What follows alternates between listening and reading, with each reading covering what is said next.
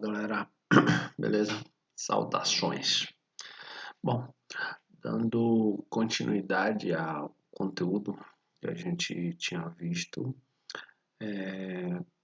hoje a gente vai estudar um pouco sobre a sociologia no Brasil, como ela se originou, como ela foi avaliando, investigando os problemas que iam tocando o Brasil em determinados períodos históricos e principalmente como ela se consolidou ao longo de sua trajetória e a partir da história do Brasil.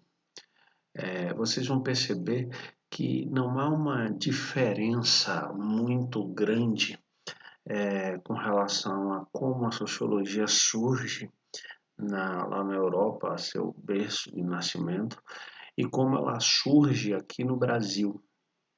Quer queira, quer não, tanto lá quanto cá, a sociologia como uma ciência humana, ela é fruto das transformações que afetam as sociedades.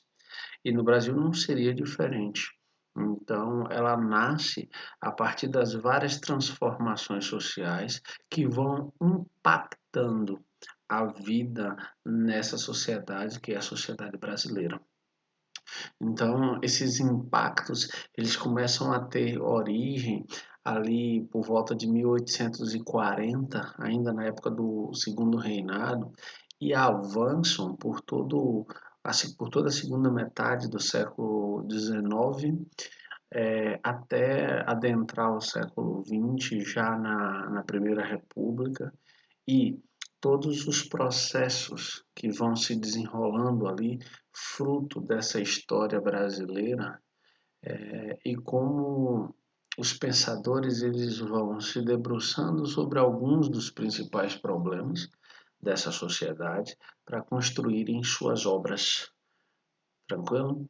Então, a gente vai para o slide para nortear a nossa fala, os nossos argumentos, para que a gente tenha uma linha de raciocínio e fique mais fácil a compreensão.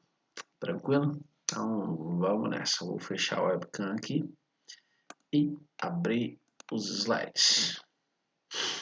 Bom, a sociologia no Brasil.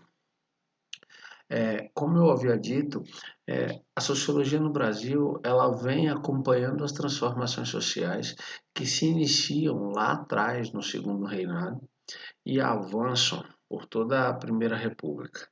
Essas transformações, que a gente pode tranquilamente chamar de mudanças internas, elas geram transformações estruturais.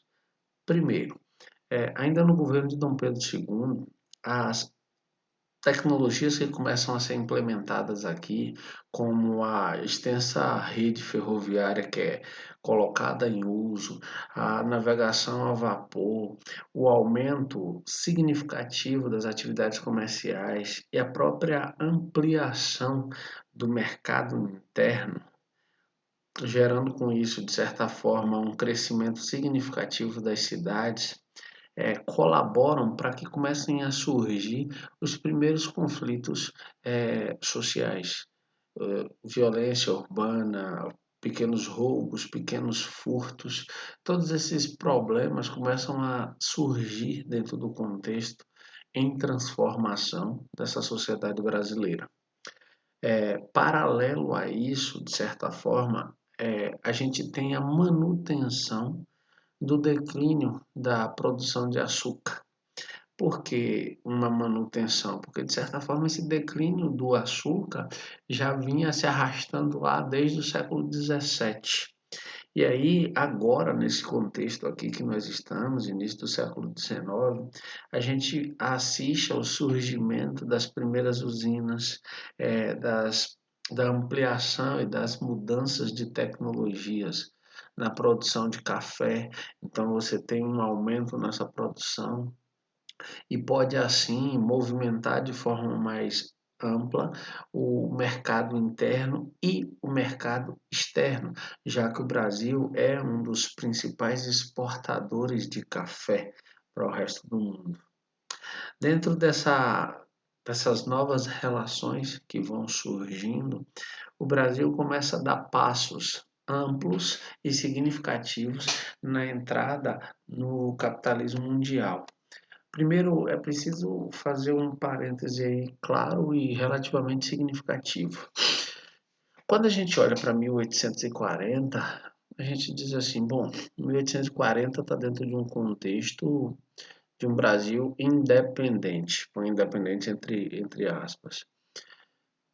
Mas se a gente voltar apenas 32 anos antes, o Brasil ainda era uma colônia. Não apenas uma colônia, já que para a independência a gente teria que voltar apenas 18 anos, já que a independência se dá em 22.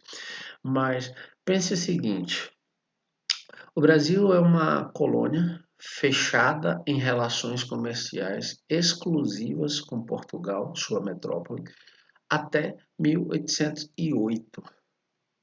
A partir de 1808, com a vinda da família real portuguesa para o Brasil, para sua principal colônia, para uma abertura dos portos às nações amigas, aí subentende-se principalmente Inglaterra. E aí o Brasil começa, enfim, a entender uma circulação de mercadoria, não apenas entre a colônia brasileira e a metrópole Portugal, mas agora um comércio com outros países.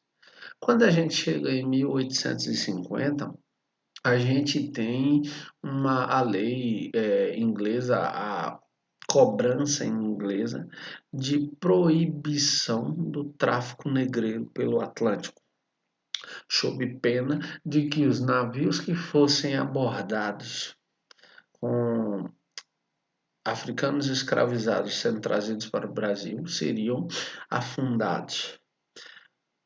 Aqui cabe outro parêntese.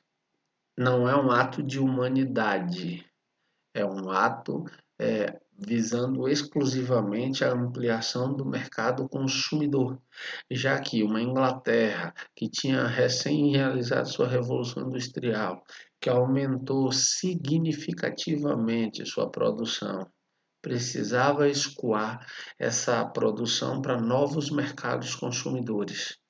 E uma população de escravos não consome.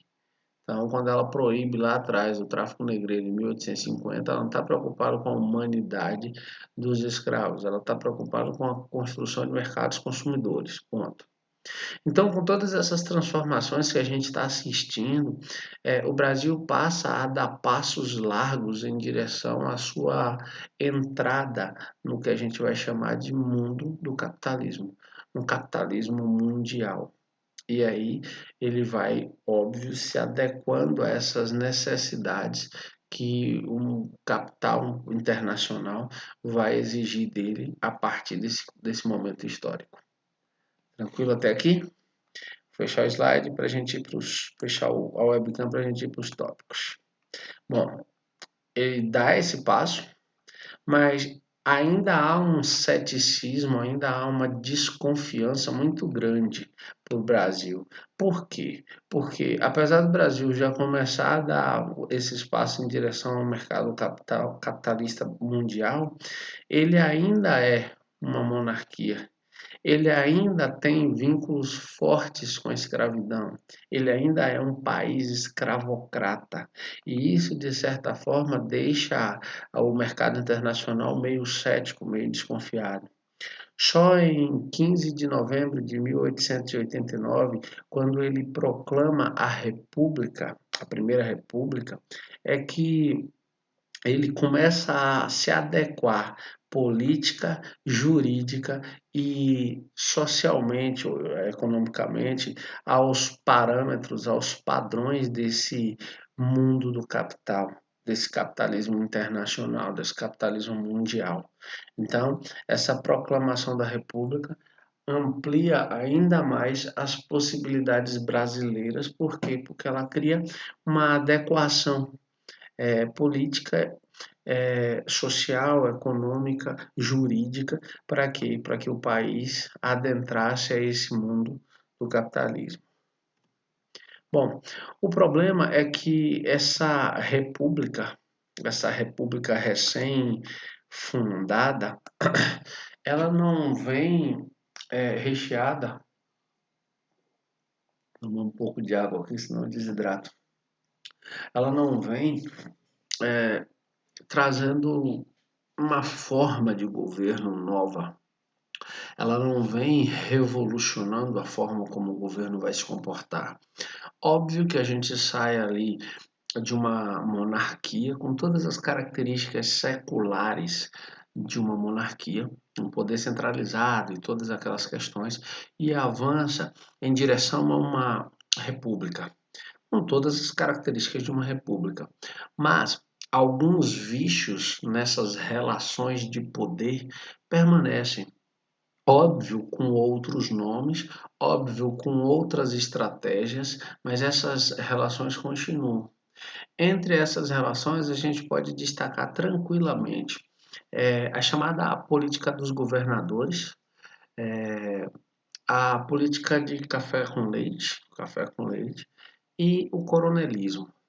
Vocês provavelmente vão estar estudando isso em história agora com Claudinho e conseguem entender de uma forma inclusive mais aprofundada como as políticas dos governadores, em que o poder central negociava com os governadores das federações uma maneira de articular poderes maiores, de influenciarem de uma forma mais ampla e profunda. Quando você parte para a ideia da política do café com leite, é nada mais, nada menos do que um acordo firmado entre as duas principais economias do Brasil naquele contexto, São Paulo e Minas. São Paulo como riquíssimo produtor de café, Minas como a grande produtora de leite. Então você tem ali aquela relação de poder fechada, encerrada ali, naquela naquelas duas economias. E aí o país acaba tendo que, durante um tempo, se curvar ao que essas duas economias estabeleciam como o que deveria ser implementado. Para além disso, ainda permanece o ranço da ideia do coronelismo. Por que eu posso chamar de ranço? Porque o coronelismo ele não surge dentro da perspectiva da República, ele é bem anterior. Então ele é uma permanência que se estende da monarquia para a República. E dada a vastidão territorial do Brasil, o coronelismo é mais um dos mecanismos que os poderes centrais, de certa forma, tinham à sua disposição para controlar todo esse território. De que forma? Você tinha ali um latifundiário que tinha vínculos políticos e esses vínculos eles eram incentivados pelas lideranças políticas estaduais e federais no intuito de manter um controle sobre toda a população brasileira. É só vocês lembrarem que, por exemplo, para a nossa região aqui, a gente teve o pai do Anísio Teixeira, o Deocleciano Pires Teixeira, como um grande coronel. Grande não como alguém que a gente deva prestar homenagens ou alguma coisa do tipo, não nesse sentido. Grande no sentido da influência, grande no sentido de ter acesso a lideranças políticas não apenas no Estado, mas também na federação.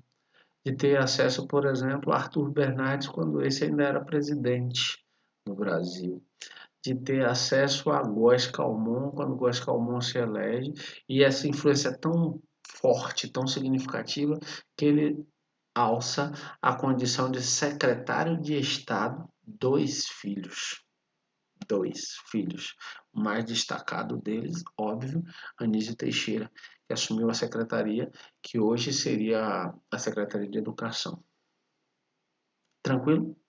Até que deu para compreender toda essa conjuntura e como a sociologia vai tendo todo esse manancial, toda essa quantidade grande de história para investigar e para tentar compreender como as relações brasileiras e da própria sociedade brasileira elas vão se estabelecendo. Então vamos para o próximo tópico. Eu vou fechar aqui. Bom, e aí, o que não se adequa a essas políticas, a política dos governadores, a política do café com leite, coronelismo, os movimentos que discordam desse formato, eles são reprimidos, eles são contestados, eles são severamente punidos com um excesso insano de violência. Exemplos máximos, a gente no Brasil tem um costume de não chamar, né, de guerra civil. A gente vai dando nomes cada vez mais floridos, mais folclóricos para as nossas revoltas, balaiada, canudos, contestado, farroupilha. A gente não chama isso de guerra civil. Quando se formos olhar criticamente, foram verdadeiras guerras civis, porque o que é que configura uma guerra civil? São as forças do Estado lutando contra a sua própria população. Então, aqui a gente tem sim configurações amplas de guerras civis ao longo da história do país. E dois desses movimentos, fruto desses contextos que nós estamos discutindo agora, estão canudos sob a liderança de Antônio Conselheiro, aqui na Bahia, um levante de um pequeno arraial que se torna um arraial ainda maior, com um deslocamento grande de pessoas e que sofre uma retaliação por parte do governo federal imensa, com assassinato em massa de milhares de pessoas que tentaram resistir a essa força imposta de cima. Essas pessoas só queriam um pedaço de terra para sobreviverem com dignidade. Igualmente violento, com aproximadamente 40 mil mortos, foi a Guerra do Contestado, quando um conflito entre uma empresa que ia produzir, que ia construir uma estrada de ferro ali na fronteira entre Paraná e Santa Catarina, entra em conflito com alguns sujeitos, por chamá-los de agricultores, de campesinos, se instalam ali, começam a cultivar a terra para tentar sobreviver, e aí essa terra, a posse dessa terra é contestada, daí o nome contestado, e eles entram em conflito e o saldo de mortos é de aproximadamente 40 mil pessoas. Então, essas contradições sociais presentes na história do Brasil desde sempre foram, sim, aproveitadas para o estudo dessa sociedade brasileira. E quem fez esse estudo, quem lançou mão da responsabilidade de reconstruir esse estudo, além da história, óbvio, a sociologia. E aí, dentro desse cenário todo de mudanças e de transformações diversas, surgem nesse contexto os chamados novos atores políticos ou novos atores sociais. Ou seja, são pessoas ou grupos delas, segmentos delas, que começam a surgir no contexto, no cenário histórico, naquele contexto no Brasil. Entre esses novos personagens estão, sem sombra de dúvida, um empresariado fabril, que começa ali a implementar fábricas para produção de roupas, de tecidos, e começam a representar um segmento de burgueses, os segmentos médios urbanos, aqui funcionalismo público, pequenos comerciantes, pequenos empresários e principalmente o operariado. Por quê? Porque na medida em que a gente tem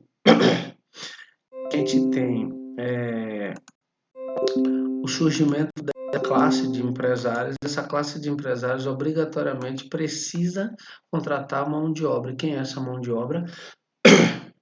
Principalmente imigrantes. Não se iludam achando que a mão de obra escrava, liberta a partir de 13 de maio de 1888, é absorvida por esse mercado de trabalho, porque ela não é. Pelo contrário, ela é marginalizada, ela é deixada à própria sorte. E os imigrantes que estão chegando ao Brasil, por incentivo do próprio governo brasileiro, eles começam a ocupar esses espaços.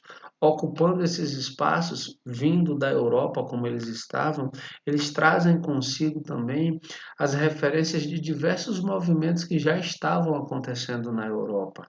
Então, por exemplo, as discussões socialistas e os movimentos revolucionários que estavam sendo discutidos lá na Europa acabam sendo trazidos para o Brasil e incentivando pequenos movimentos, pequenas ações aqui na tentativa de diminuir essas contradições, na tentativa de diminuir esses abismos. E isso chega também às Forças Armadas, de certa forma. Por quê?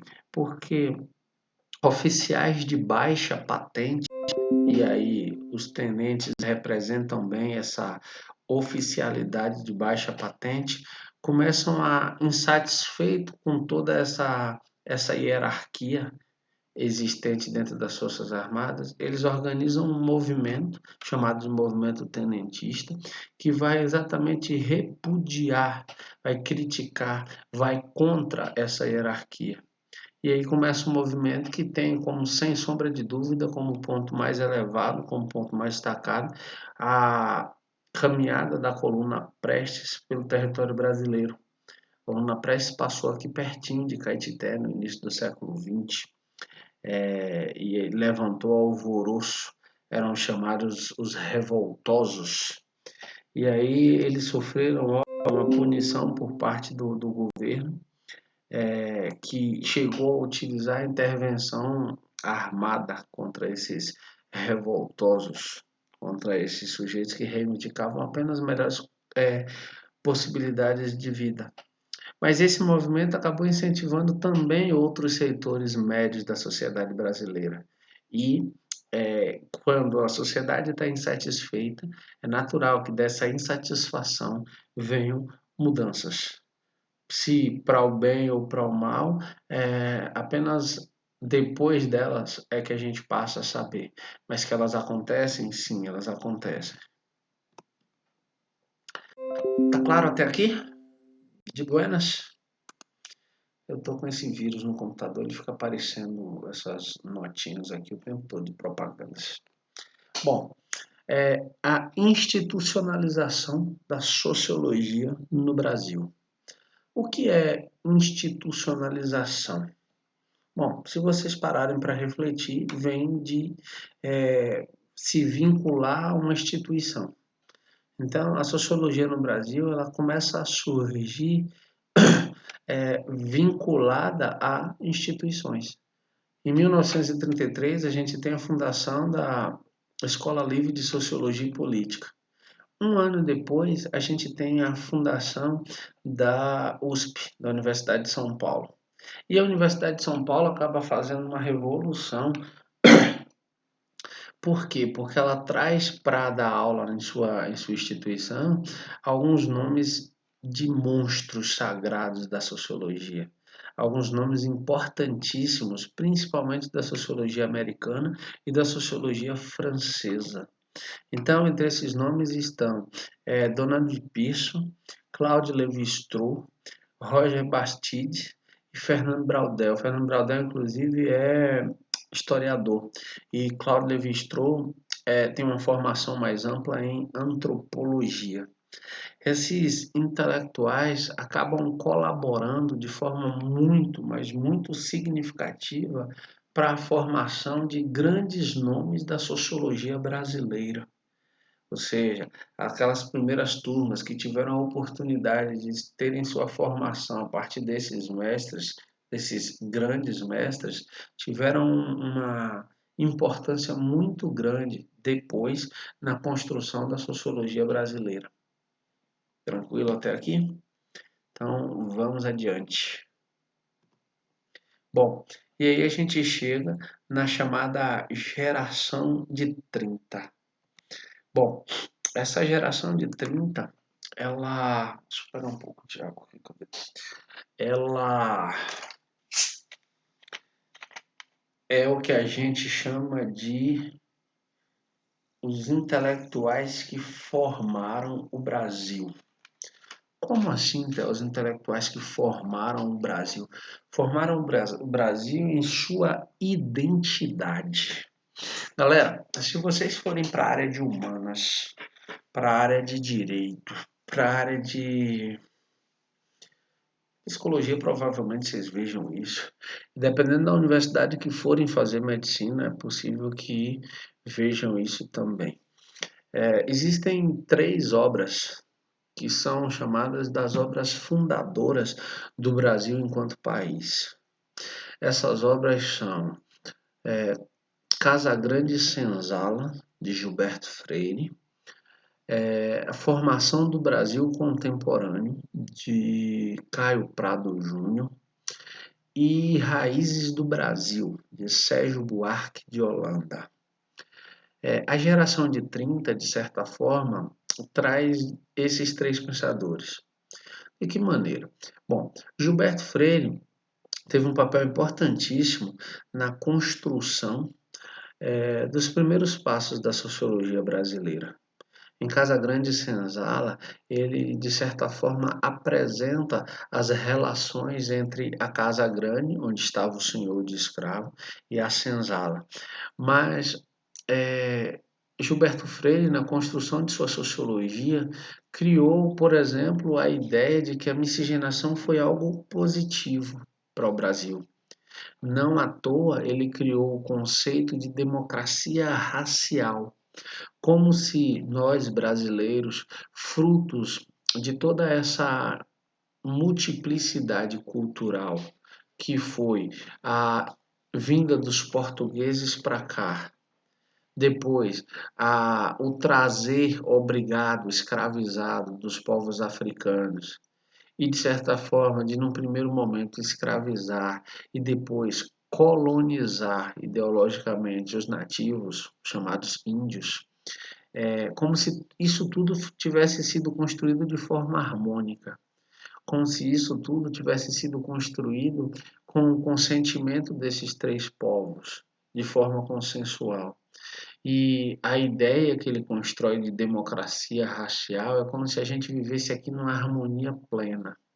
Quando a gente, na verdade, sabe, por isso esse conceito passa a ser chamado de mito da democracia racial. Por quê? Porque ele não se efetiva na prática.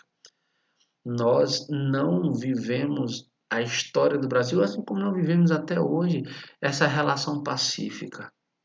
A gente não se enxerga até hoje como um povo brasileiro. A gente até se chama de povo brasileiro e talvez até pense em uma única direção quando vá lá uma seleção brasileira de futebol esteja ali disputando a final de uma Copa do Mundo. Talvez nessa situação a gente possa dizer que o povo brasileiro se alinha em um único objetivo, em um único pensamento. Fora isso, não. Somos diversos povos dentro de um país com proporções continentais. E apesar das contribuições gigantescas a uma sociologia que estava surgindo no Brasil ali na década de 30, de ter uma obra que é importantíssima para a compreensão do Brasil enquanto país, o conceito de democracia racial do Gilberto Freire ficou para trás. Ele hoje é criticado e questionado em suas estruturas. O segundo nome dessa lista, o Caio Prado Júnior, Informação do Brasil Contemporâneo. Caio Prado Júnior era um marxista e Caio Prado Júnior ele faz uma abordagem dessa história do Brasil utilizando o método marxista de investigação, buscando respaldo principalmente nas relações econômicas e nas contradições sociais. E aí ele aborda essa,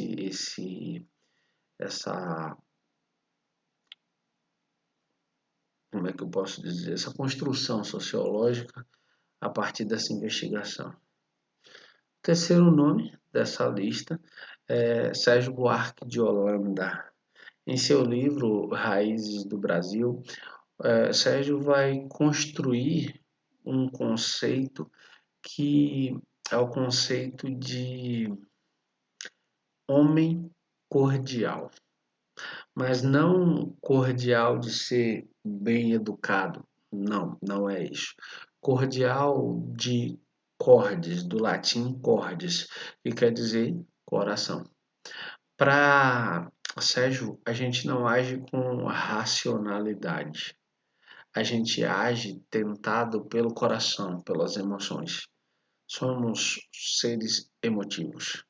E a gente adora essa relação próxima. Nós, enquanto brasileiros, para Sérgio, nós não somos, como é que eu posso dizer, dados a formalidades. A gente gosta de estar perto, gosta de abraçar, gosta de favorecer as pessoas que a gente tem um apreço. E para ele, aí gera um problema da nossa parte em saber separar o que é público do que é privado. E como a gente tem essa dificuldade de separar o que é público do que é privado, é muito comum que façamos é, uso privado de uma coisa pública.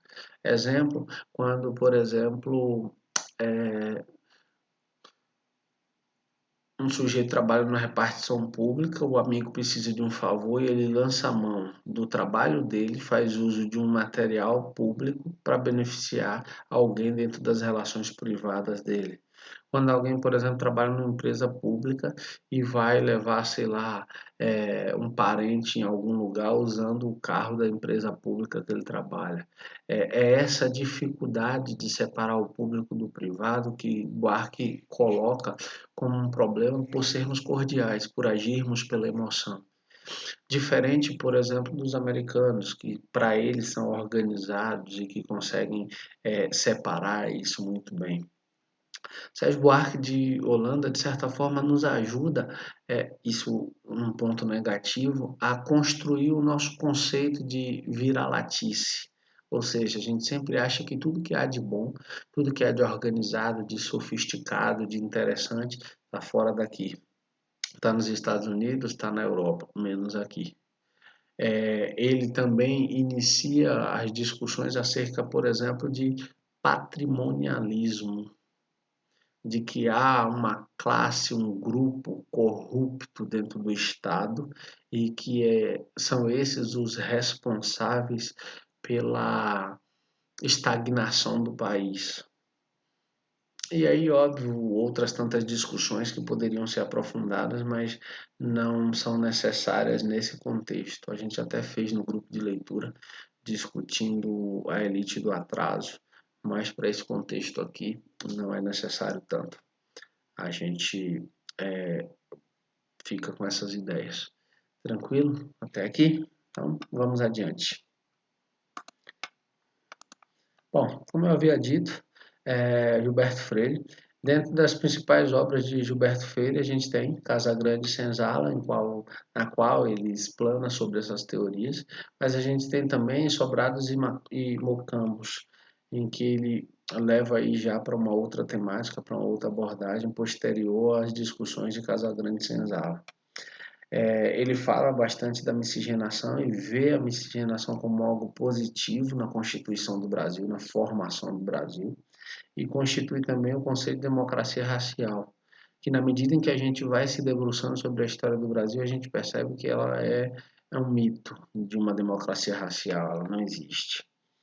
Caio Prado Júnior é um escritor ativo.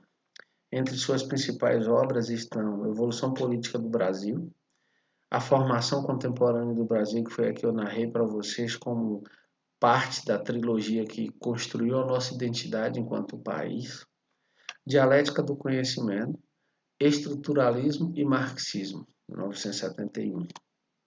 Sérgio Buarque de Holanda tem Raízes do Brasil, essas são só as principais. Cobra de Vidro, Monções e Da Escravidão ao Trabalho Livre. Como eu havia dito antes, ele criou esse conceito de homem cordial. Bom, outro grande pensador dessa chamada geração de 30 é, sem sombra de dúvida, Manuel Bonfim. E Manuel Bonfim, ele defendia que o Brasil só sairia da problemática social, econômica, política em que ele se encontrava quando ele tivesse clareza de entender que a educação é a única via de transformação de um povo.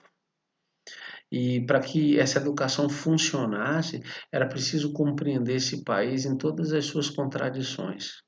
E essas contradições deveriam ser olhadas de dentro, olhar para dentro de si enquanto país, identificar seus problemas, suas particularidades para tentar resolvê-las.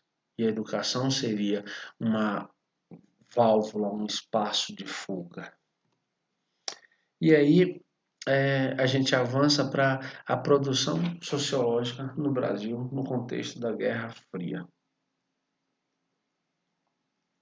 Bom, todos vocês sabem o que foi a Guerra Fria. Todos vocês sabem que depois da Segunda Guerra Mundial, o mundo ficou dividido, polarizado entre o mundo capitalista, capitaneado pelos Estados Unidos, e o mundo socialista, capitaneado pela União Soviética. E aí, uma batalha ideológica gigantesca e uma corrida por propaganda e uma corrida armamentista e espacial, o desenvolvimento de tecnologia espacial, que perdura, de certa forma, até a queda do Muro de Berlim, em 1989. Nesse contexto, as transformações continuavam acontecendo aqui no Brasil. As transformações continuavam se desenvolvendo. E esses pensadores que estavam todos produzindo sobre essas contradições presentes aqui no Brasil continuavam a produzir sociologia. Então, a gente tem o Brasil sendo inserido num mundo industrializado a partir da ascensão de Vargas na Revolução de 30, com a criação de direitos trabalhistas, uma migração significativa chamado êxodo rural, quando as pessoas começam a abandonar o campo em direção aos espaços urbanos em busca de melhores condições de vida. E aí, na medida em que essas cidades começam a crescer, na medida em que essas cidades começam a inchar, a gente tem o que já havia acontecido lá na Europa. Lembra quando a gente estava estudando a formação da sociologia? Então, aqui acontece de forma similar. E são exatamente essas mesmas problemáticas, como as desigualdades sociais, o papel das minorias, as violências geradas por essas desigualdades sociais, os regionalismos, todas essas particularidades vão servir de objeto de estudo para esses sociólogos, para esses pensadores. E aí, entre eles estão, por exemplo, Fernando de Azevedo, que em sua obra A Cultura Brasileira vai tentar compreender como essa sociedade brasileira, com essa variação étnica, com todas essas variações culturais, ela consegue se organizar, ela consegue coexistir. Otávio Ianni, ele vai lançar obras também tentando compreender essa, essa sociedade brasileira. Aqui, classes, eu comi o L aqui, me perdoem, classes sociais no Brasil, e uma obra que ele escreve em espanhol, quando ele vai falar sobre o imperialismo e a cultura de la violência em América Latina. Então, ele vai primeiro partir do Brasil, mas depois tentar entender o Brasil num mapa maior, num mapa em que o Brasil é parte de um continente que está todo ele mergulhado nesses processos, nessas transformações, nessas mudanças, frutos, óbvio, de uma influência da Guerra Fria, porque aqui é o quintal dos Estados Unidos, de certa forma, e os Estados Unidos fez questão de manter um controle bem rígido para a nossa aqui no nosso continente. Não à toa Estados Unidos, financiou ao longo ali da segunda metade do século XX ditaduras em diversos desses países, inclusive aqui no Brasil. Vamos ao próximo tópico. Bom, um outro intelectual importantíssimo dentro desses formados pela USP está Florestan Fernandes. Florestan, primeiro ele faz um trabalho muito interessante, por quê? Porque ele faz uma síntese, ele pega partes da antropologia funcionalista, ele pega partes dos conceitos de Max Weber e pega partes dos conceitos de Karl Marx e constrói uma sociologia. E nessa sociologia, com mesclas de diversas teorias, ele vai se debruçar sobre o estudo dos indígenas brasileiros, da população afrodescendente, ou seja, daqueles que descenderam dos africanos que foram escravizados em nosso território, e as relações sociais. Suas obras até hoje são referências nesses assuntos, nesses conteúdos. Entre elas, nós temos a Organização dos Tupinambás, Fundamentos Empíricos da Explicação Sociológica, Relações Raciais entre Negros e Brancos em São Paulo, Ensaios de Sociologia Geral e Aplicada, A Integração do Negro na Sociedade de Classes, Capitalismo Dependente e Classes Sociais na América Latina, aqui onde ele faz investigação ampla sobre o chamado capitalismo periférico, aquele que em sua grande maioria fornece apenas matéria-prima para os grandes centros desenvolverem tecnologia, e a Revolução Burguesa no Brasil, quando os grandes empresários se instalam no Brasil industrializado e acumulam fortuna a partir da exploração da mão de obra operária. Bom, outro pensador, Celso Furtado, foi um dos idealizadores da Superintendência de Desenvolvimento do Nordeste. E aqui cabe apenas um parêntese, porque outro dia caiu no Enem e caiu como uma pegadinha. Vocês já repararam que o Brasil não tem leste? Teoricamente, a Bahia e Sergipe, mas principalmente a Bahia, seriam no mapa do Brasil o leste. No entanto, Bahia é o que? Nordeste. E esse ocultamento do leste e a transformação da Bahia em Nordeste é fruto disso aqui, ó. Quando a Sudene foi criada, o governo federal liberou recursos muito elevados para o desenvolvimento do Nordeste e a Bahia não seria contemplada. E aí ela é inserida na ideia de Nordeste para que ela também receba esses recursos. Então, de certa forma, o mapa do Brasil acaba perdendo o leste. Você tem só o Nordeste. Ele vai trabalhar essas discussões em subdesenvolvimento e estagnação na América Latina e um projeto para o Brasil, suas obras mais importantes. E aí, por fim, a gente tem quando a ditadura militar vai se aproximando do final, a gente tem. Talvez tem de água aqui, galera. Quando a ditadura militar vai se aproximando do final e a gente tem uma necessidade muito grande de reabertura democrática, alguns desses intelectuais eles começam a fazer parte de fundações de agremiações políticas, de partidos políticos. É nesse contexto, por exemplo, que surge o PT, Partido dos Trabalhadores. Na base de formação do PT, a gente tem inúmeros artistas, intelectuais que estavam ali participando dos debates e propondo uma alternativa mais justa, mais igualitária, mais democrática para o Brasil quando da reabertura democrática. Então, esses intelectuais, de certa forma, eles vão se posicionando, em sua grande maioria em partidos de esquerda, na tentativa de construir um país melhor.